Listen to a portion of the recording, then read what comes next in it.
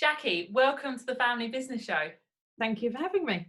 So this show does what it says on the tin. It's a through the keyhole of other family businesses. So I'm delighted you're here. We're going to talk all about your family business, O'Donovan Waste Disposal. So why don't you kick us off and tell us the history of your family business and how you got involved?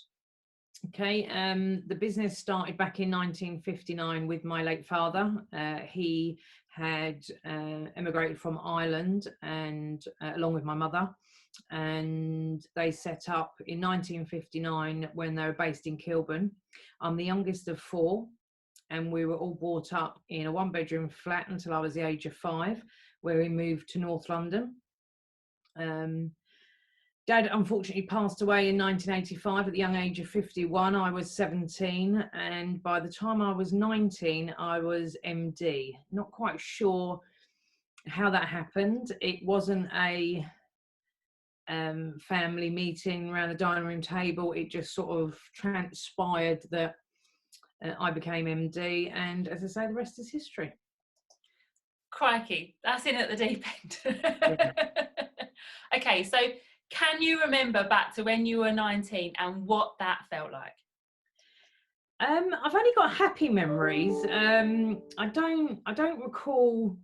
It wasn't a constructive discussion that we had, and we said we were going to structure it this way. It just wasn't like that. Dad was a phenomenal character, and the business was quite a phenomenal size. So the two older siblings downsized, and at that stage I was at home looking after Mum, because Mum was only 48. We thought she was really old, but she was only 48, which is of no age as I know now. And then it just evolved that I became the managing director. It wasn't a conscious decision.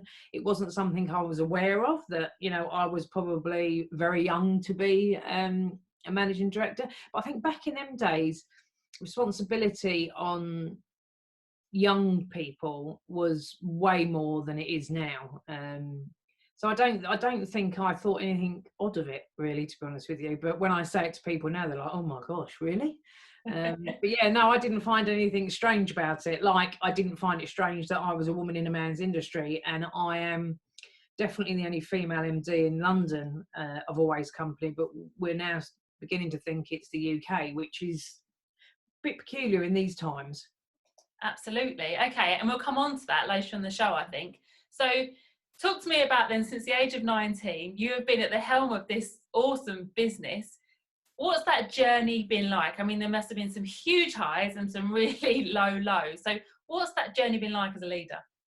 I've got to be honest with you, it's been a fairly sort of steady as she goes.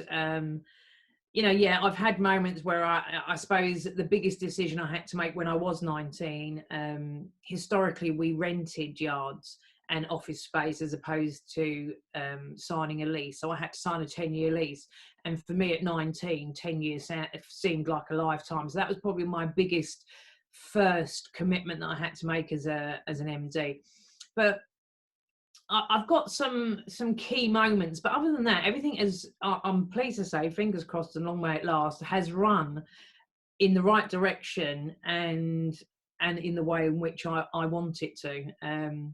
So I remember the accountant came in to do the audit, and he said to me, "I haven't got enough zeros in my calculator now." He had a little small pocket calculator. So that really stuck in my mind, that moment. As I say, signing for the lease. But in them days, I think it was just get your head down, do what you want to do. And I think I did have a vision. I probably wasn't aware it was a vision, but I did have a vision of what I wanted, where I wanted to go. I wanted us to be the best. I used to say, I remember years ago, Dad used to collect little vouchers in the petrol station. And I asked him, once he had saved enough, would he get me this really plastic briefcase? And I used to walk around the kitchen saying that I was going to be an office person in a big high-rise office building and run a company. And you know what I mean? I was probably about 14. So it's quite funny what's happened, really, because I was due to go to Germany to be a childminder. I absolutely was fantastic at school, child development, and I thought that was my calling, that I wanted to be a Norwood nanny, but we didn't have the money then to put me to that college. So yeah, it's been exciting. I'm definitely a glass half full, and every cloud has a silver lining. So that's probably, I suppose, the lows were getting caught in the recession in the 80s. That was hard. That was worrying, because I don't only think that I've got to look after myself. I've obviously got the family, their families, the employees' families. So that recession was quite hard. The financial recession was difficult, and then of course we just came out of the Brexit cloud, from that downturn, and then we hit COVID. So yeah, I've had 4 downturns. So they've probably been the biggest challenges. Tiny bumps along the way, Jacqui. Yeah. Little potholes. What pandemic?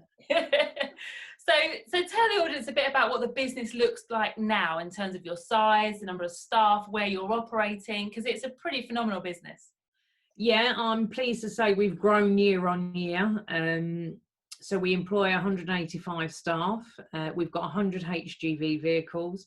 We've got 6 different depots. And we cover London and the South East, but we offer a nationwide service, and we offer anything from demolition all the way through to skips, machines, muck away. So really we want to be the one-stop shop for any client that wants the job done right, really. Brilliant. Okay, so earlier on you mentioned about being a woman in a man's world, and I think there are a lot of women working in men's worlds. And how has that been for you, and have you seen any change? How's it been? It's been fine for me, but I don't think if you ask the men that, they'd say the same. I find that men react totally different to me when I attend a workshop or a meeting, or I sit on various different boards. They really do. I think they go all quiet and meek on me. Apparently I've got this presence about me. I don't see it. I don't understand it. I don't understand why men feel that when they see me that I scare them. But apparently I have got this aura. And as I say, I just don't see it. I think I just walk in and say hi. But, numerous people have said to me over the years, once they've got to know me, oh my God, the first meeting, my knees were knocking under the desk, but I wasn't going to let you know that. But when they get to know me, then they love me. But they either get to know me and love me, or they don't get to know me. So there's no in between with me. They either think that I'm fearsome and a bit of a dragon, or that they actually do get to know me. And I don't suffer fools gladly. I'm not going to lie, but I think I'm firm but fair. Yeah. And have you seen a change in an attitude towards women in your industry? Yeah, there's been a massive campaign with diversity. So I sat on the Department of Transport Year of Diversity. I was the vice chair for that. That was amazing to see all the logistics companies committing to having women and to give women opportunities. Obviously, women in construction, I've done a bit with them, women in transport. I've got to be honest though, I'm at the stage now where women, you've been shown it can be done, you either want to do it or you don't. I'm sort of past it now. It's up to them. If you want to do it, just get on and do it. There's nothing stopping you. All the tools are there, all the mentors are there. So it's a case of get off your arse and do it if you want to do it, instead of pretending that you're a weaker sex, because at the end of the day, I don't think we are. Absolutely. And, you're obviously terrifying, but... Do you see? See, I don't see it. I don't think you're terrified. I think you're fabulous. Okay, so, in a lot of these interviews, we've talked about leadership. Now, you obviously were learning on the job as a 19-year-old, trying to lead a team of people. But obviously, since then, you've learned, and actually, you can't replace just experience of getting your hands dirty. But what would you say have been some of those real key secrets to just being able to lead, being able to push a team forward and grow? Are there any certain things that you think, yeah, that was a turning point? Not so much turning point. I think I think you're born with it. I think there's born leaders and there's born followers. And I'm adamant about that. I think if someone's a follower, you just cannot convert them. They just haven't got that grit in them to want it. I think it's a wanting that you're born with. I remember at school, you know, my friends at school weren't allowed out unless Jacqui, the sensible one, was going out. So even from school, I can identify that I was a leader of sorts, even if it was just in the case of if we were going out, a girls' night out, you know, the parents weren't happy unless I was there because they felt safe and secure. And I think I have that ability to make people feel at ease. And obviously with COVID-19 and this horrendous virus we're having to deal with, it has come to light, I think, more for me, how anxious other people get and what a calming influence I am on them. And I think I did write an article that I knew how goldfish now felt. So the minute the pandemic hit and everything was lockdown, you know, I did feel like a goldfish in a bowl. Everybody was watching absolutely every move I made, every decision I made, every word I said, everything was being watched. And I think that's inbred in you to be able to take that. But I think for a leader, it's really important to be able to listen. You know, I haven't got all the answers. Every day is an education for me, as we've learned this morning with the camera. You know, our cameras flip. Mine wouldn't. So I think, yeah, every day is an education. And I think that's really important. And I think listening, I never assume that I'm 100% right all the time. I take on board what people say, I go away, I digest it, I weigh up the options, and then I make my decision. And my decision is my decision. And whether it's against what the other people have said or person has said, I still stick by my decision. I can honestly say, after 30 odd years in business, that I don't regret any decision I've made. And I think that's fair going for the type of industry we're in and the challenges I've faced along the way. Yeah. Brilliant, because I think a lot of people, you know, who run their own business, you often feel like you're the salmon swimming upstream when everyone else is coming down, and it does make you doubt yourself, doesn't it? Sometimes you think, well, why is everyone else doing it that way, but why do I think differently? But I guess that's what makes us the leaders, because we take those chances, those brave decisions. Yeah, I think I find that more the salmon analogy more with other businesses. So other businesses within our industry, I think, well, why are you going that way? I'm going this way. And I think they're all going that way. And then you mean it took time to work out, well, they're all going that way because they're all men. That's why they're all going that way. And that's why I'm going this way because I'm a woman. And I think it has made a massive difference to our business, because I don't think like the men think. I do think differently. And yeah, I've had moments where I'm thinking, well, there's an awful lot of them going that way. And I've weighed it up and I've decided, well, no, that isn't the right way. This is the right way, and I'm going this way. I think when it comes to my actual team and leading my team, I take on board what everybody says, if it's something that gets thrown out there or it's a discussion point, and I weigh up the pros and cons, and then I make the decision. But I don't tend to find with my staff that we're swimming in completely different directions. It's more other businesses within the industry. What do you love about being in business? I mean, you've got 30 years under your belt. There must have been some cracking moments and fantastic times. What makes you smile and get up every morning? I probably am that type of a person because I always see a silver lining on every cloud. My glass is always half full. You know, people knock on my door, oh my God, we've got this problem. No, we haven't. We've got a challenge. And I love challenges. I love that every day is different, that every day brings a new challenge, that every day brings somebody an education, whether it's me, I learn something, or whether I teach someone something. I love sharing that knowledge. I just love what I do. I love the fact that I can take a project and think about, well, actually, do you know what? We're going to do that and grow it. And you know, the sad bit about it is probably I'll have to then hand it over for someone else to actually grow it to maturity because I'm working on something else or 10 other things. But yeah, the fact that I'm so busy and I've got so much to do, and it's always thinking about the next thing. Let's solve the next problem. you know, and it's I just love it. I just, you know, my life, my passion is my work. And I don't think, you know, I say to all my staff, if you get up in the morning and think, oh my God, I have to go to that place, I don't want you. You're no good to me. And I think the day that happens to me is the day that I have to pack it in. Definitely, definitely. And do you draw upon anything to help you in that leadership journey? I mean, a lot of people running businesses will think, oh, I shouldn't even be here, you know, especially in family businesses, particularly, there's that imposter syndrome. And so do you draw on any education, any training, any personal development, or do you just get up and do it the best way you think? It's probably a little bit of a dent in my armor, where I find that I think that if I can't do it and I don't know how to do it, why should I expect my staff to do it? So I absolutely hated school, didn't understand school, didn't get it, thought it was a waste of time. So ran out of it when I was 16, couldn't get out the gate quick enough. And I'm probably paying the price of that now. If I was to go back, if I was to change one thing, it was I'd listen to the English teacher, because English is probably my poorest subject.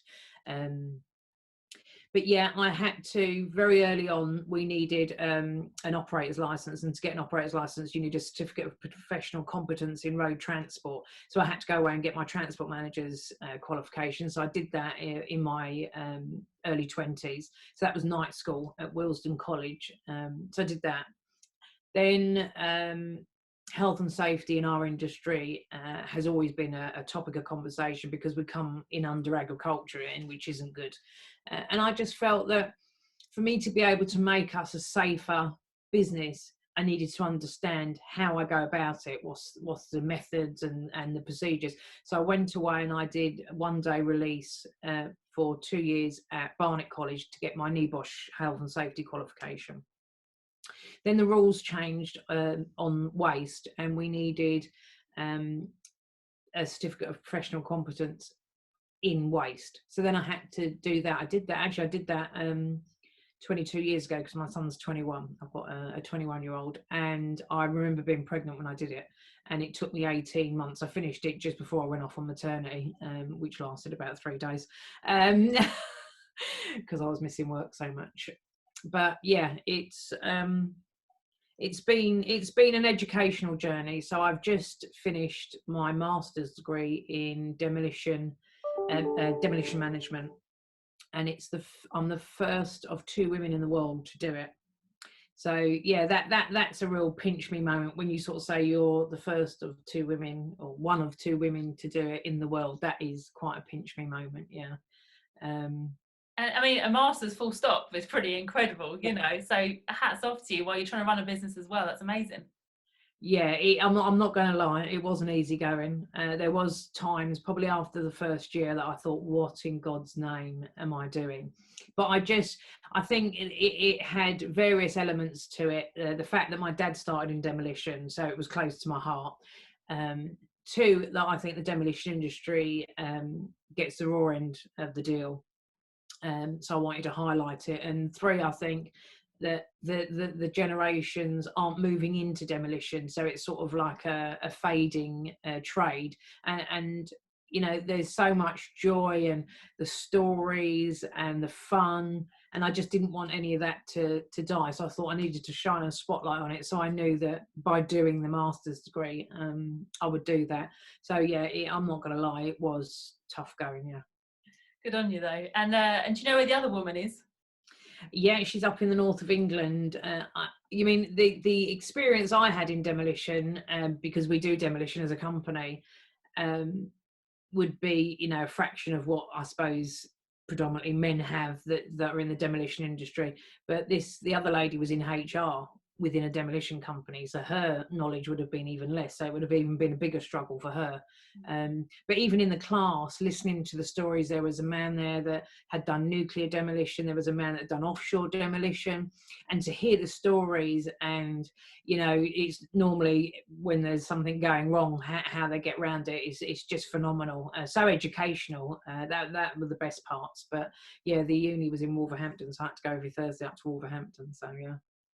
Amazing. Okay, I want to talk about people, because family business is all about people. You've got your family, you've got your employees, you've got everyone else in between.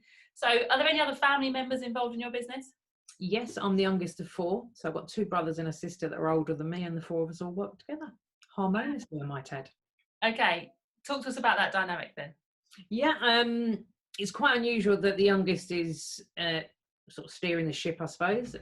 But we've all got senior roles. The oldest brother, he buys all the assets, looks after all the depots and all the vehicles and maintenance. Then my sister, who's next, she runs the busiest department. So Skipper is about 50% of our turnover. So she heads up that department. She's ops director, and then there's a brother then below her, and he's an ops director, and he goes between the different depots, making sure everything that's needed is done right. And then along come me. But we don't tend to drift into each other's areas.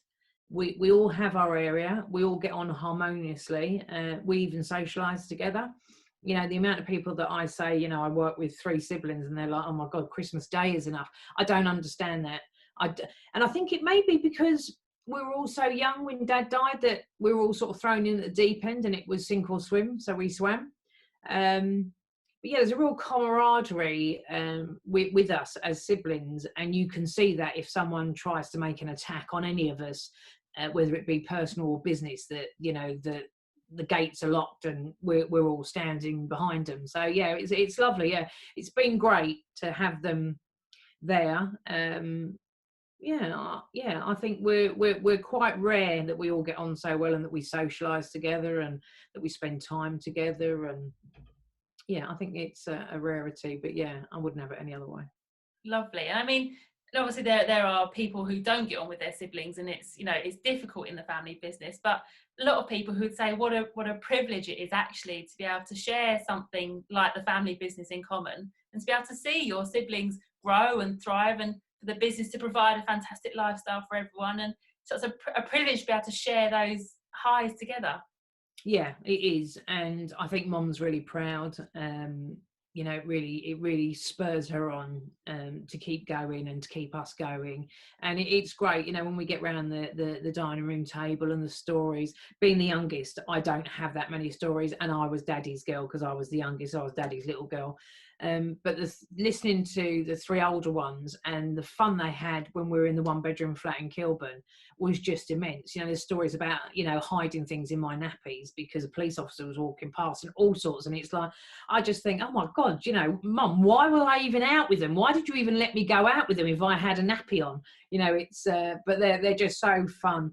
And when they reminisce, you can just see the joy in their face. Their face just lights up for the old days and the fun. And yeah, so it's lovely. Yeah, it's lovely. It's lovely to have that sense of history. I feel a Netflix show coming on, the O'Donnell. Yeah. Watch this space. Okay, right. I really want to come on to something that's quite important now, which is sort of impact. And that obviously means different things for different businesses. My mum has a saying that says you can't be a good business unless you're a business doing good. And obviously everyone does it in their own way. But tell me about what's really important to your business in terms of responsibility. Gosh, for the business, what's really important is safety. For me, it's paramount that we can all go home and we can all put our head on the pillow and we can know that we've done the best we possibly can for not only our staff, but everybody else, the general public, you know, visitors, contractors, clients, everybody. So safety is massive, and I do a massive amount on safety. So the vehicles are retrofitted with safety equipment. The staff are all on board with regards to safety training. And the training was a massive element for me. It was evident very early on that the more trained the staff were, the better they did the job. So we really invested heavily in training, so much so that I felt the trainers weren't engaging with the staff. You know, they were starting to watch football on their phone, some were falling asleep. So I went away and I trained to be a trainer.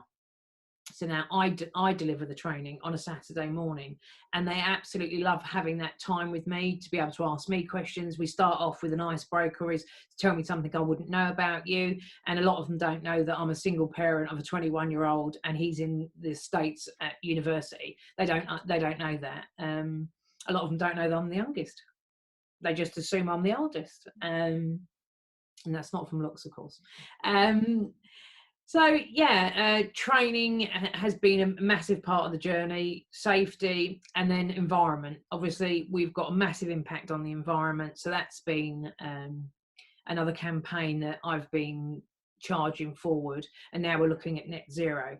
And I do feel that we probably will be the first independent to be net zero, because I will think outside the box. We've already got systems in place like water harvesting tanks. We're one of the depots, our flagship depot in Wembley, has a 60,000 litre water harvesting tank. All the equipment's electric within that does the production with the waste and the sorting and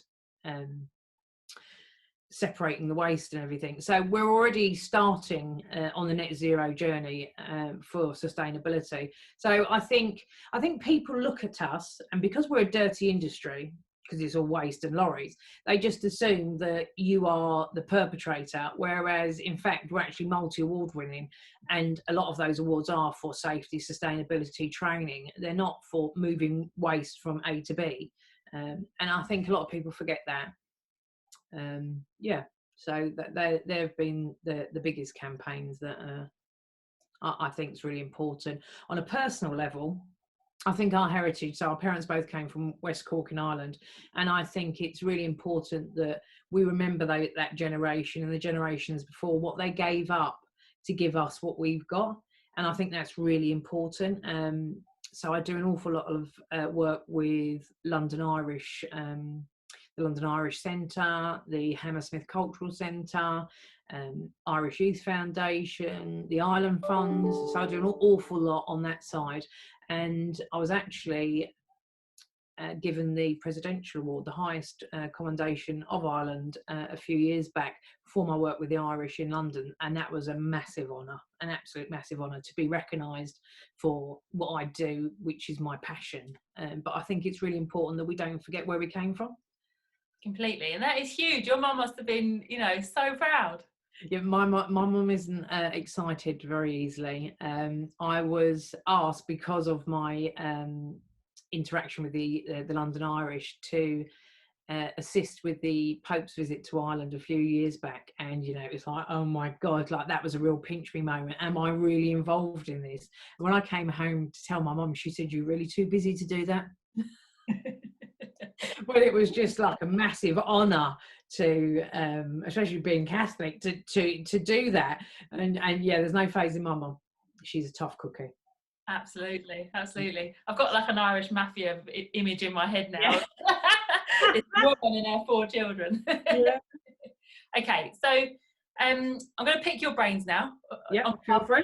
On behalf of our audience. So there'll be lots of people out there who have stepped into the shoes of their parents, these brilliant entrepreneurs, these great characters, which I'm sure your mum and dad sound like they absolutely are. But they're, just trying to grow the business in their own way, make their own mark. Now, have you got any advice for someone who's trying to perhaps reach the next level of growth?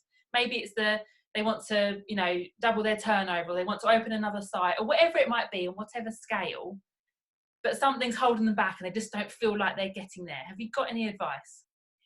If something's holding them back, I definitely wouldn't ignore that feeling. Something's holding them back for a reason. So first of all, I'd look at that reason. I often go on gut instinct, and I've got to say, probably only with the last sort of 5 to 7 years, I've actually realised my gut instinct is actually real and not to ignore it. And I think that comes with age. I think if I had listened to my gut from my 20s, I would probably be in a total different situation than I'm in now. So if something's holding them back, I'd look at that first. I definitely wouldn't ignore, if it was a negative feeling, I would explore that first. Then I think planning's key. I think the Japanese have got it right. 80% in the planning and then 20% in the implementation of it, I think, is absolutely key. And, I've drilled that into my 21-year-old that, the more you do at the front end, the less you do when something's rolled out. And I think over the years, I've probably learned that that's the way to do it. Have faith in their own decisions. An awful lot of people I know doubt themselves, and I sort of look at them, I think, why are you doubting yourself? Why would you doubt yourself? You know, if that's what you think, go with it. Go with your reaction. Go with your feelings. And yeah, what will be will be. I firmly believe. Yeah, but I definitely, if something was holding me back, I definitely wouldn't go forward. Brilliant, thank you. Because I think we're all guilty as entrepreneurs, sort of all guns blazing, and actually, you're right. It's like take a step back and plan it first. You know, Yeah. definitely. Okay. What does the future hold for O'Donovan's? What are you excited about? Oh my gosh, I'm excited about everything. Every day is excitement for me because every day is something new. So, you know, currently we're changing the Wembley depot to be able to take hazardous waste, which will take us down a totally different road to offer a different service to our clients that we offer now, but we can't really put our footprint on it. You know, we lead by service. Our service levels are second to none. No one will come near us with regards to service because there's a family member over every department. So, you know, we've got a firm hold on everything, on the reins. So that's exciting. So I've got to change the license. I'm already qualified to run a hazardous site, so I've already done that. So again, in the preparation, I did that years back, thinking, right, that's where we're going to go forward. We're looking at robotics, bringing robotics into our industry. We'll be the first in the UK. That's like massive.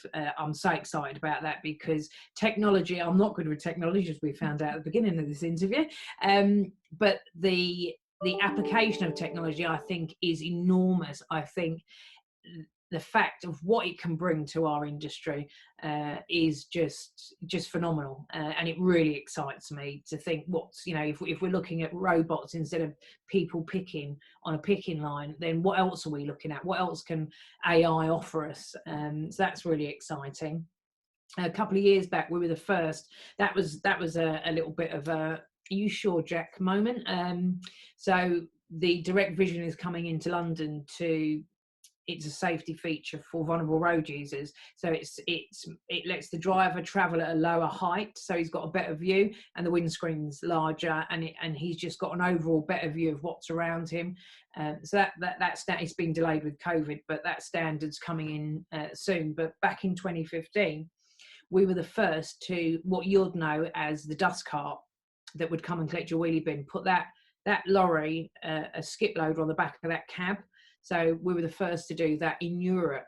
So that is an idea of, you know, we were talking earlier about the Salmon going that way and me going this way. That's one of those moments I'm thinking, well, hold on a minute, I'm the first in Europe to do this. Is this right? And I pushed for it, and it cost 50,000 more than it would if we had bought those vehicles just standard. But we just as a business, we tend to lead the way. And I love that. I love that we start something and everybody follows. So I mentioned that we're multi-award winning, and that was really important for me to get recognition for the work that all the staff do and the teams do. And now other waste companies are on that journey, and it's really important for me. It's there's nothing a secret in my industry or in my business that I wouldn't share with someone else. And I think in our industry, I think there's a real lack of sharing knowledge and sharing good tips and sharing, well, how do you do that? But I'm a firm believer in knowledge is power.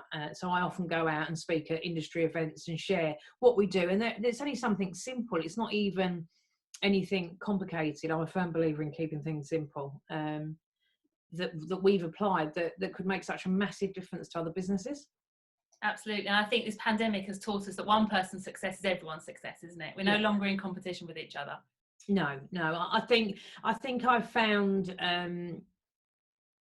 I suppose for me it's quite a lonely place, and I don't mean that lonely as in, oh my god, oh poor me. I mean it's quite lonely as in so my older brother now would have phone call after phone call after phone call from the men in the industry. What's happening with this? What's happening with that? Ask your sister this, or ask your sister that, where they wouldn't actually pick up the phone and ring me. So my phone isn't that busy, but I have made it my business to check in on a few people that I know are at the top of the tree within their business, but have no one, because I think it can be quite lonely. And I think for some people that they're not sure how to deal with that loneliness, and they're not confident with making the decision themselves. They actually do depend on their teams, and where teams have been furloughed or people are working from home, they haven't got that interaction, that ability to bounce off each other, or throw an idea into the room.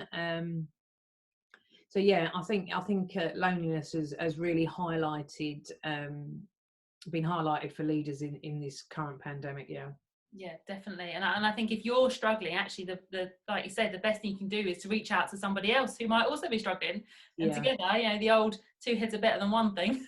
Yeah, but I think leaders, especially, sorry boys, males, are a little bit hesitant to actually say, I'm struggling, I'm lonely, I've got massive decisions to make, my financial controller, my financial director's working from home, my HR manager's working from home, and they just don't feel, because you can't beat having that one-to-one. As much as this is great that we can, technology's got us this far, you can't beat the meeting someone, greeting them, hugging them, kissing them, having the crack, and then talking, serious about X, Y, or Z. I've really missed the interaction with people. And that's probably the biggest thing I've missed in this pandemic, is the actual being able to meet different people from different industries at different events, and just discussing and putting the world to rights. Definitely, that buzz, that adrenaline, that's what we feed off leaders, isn't it? Yeah. Definitely. Okay, well, fingers crossed. It does feel like a lifetime ago that we were allowed to hug and share some dodgy sandwiches at an event. And no, it's a strange world. Strange world we live in now. Okay, so before I let you go, one final shameless plug for O'Donovan's. What can we do as a family business audience to support you, your business, any opportunities? Business leaders are always so good at helping each other. So what can we do for you?